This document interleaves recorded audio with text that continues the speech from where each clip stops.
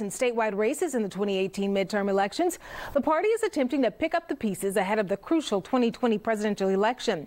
Our Washington, D.C. bureau reporter Samantha-Jo spent time on the ground right here in Florida leading up to the November elections. She's joining us now live from the nation's capital. Samantha-Jo, is the purple state of Florida turning reliably red? Well, Tammy, when you look at the results of the past election, Republicans managed to hold on to the governor's mansion for 6 midterms in a row, narrowly defeat a 3-term incumbent senator, as well as, have a majority in the state house. And when you talk to people who are deeply involved in politics, no one is ready to declare Florida a red state just yet.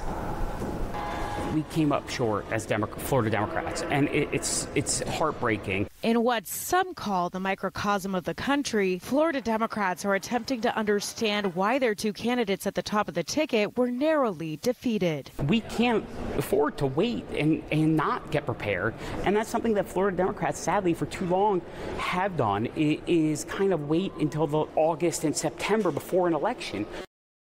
Organizing. Florida Democrats embraced 2 completely different candidates this cycle. For governor, Andrew Gillum, a young progressive newcomer, and for Senate, longtime incumbent moderate Bill Nelson. The 2018 midterm did little to clarify what kind of Democrat can win in the Sunshine State. Democrats are in a tough spot for 2020 because the Republicans have really been building their party organization, their party apparatus. They have a lot of catching up to do. While only one statewide Democrat in Florida was elected this cycle, political experts like Michelle Swerge says 2020 is likely to bring a different electorate to the polls. In midterm elections, you have lower voter turnout than you're going to have in a presidential year, and so it depends on whose voters are fired up. The Sunshine State, a bright spot for Republicans in an otherwise grim election year, and they're hoping to build on the momentum. The Democrats are going to want to win Florida, and the Republicans are going to need to win Florida, so I'd expect both campaigns are going to compete hard for it. Political operatives say Democrats in 2020 will need to reach out to both their base and moderate swing voters. It's going to take a lot of hard work,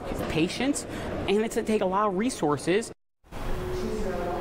Well, meanwhile, House Democrats planned to target 2 Republican-held seats in Florida, Congressman Ross Spano in the 15th District and Brian Mast in the 18th. Reporting on Capitol Hill, Samantha-Jo, Spectrum News 13.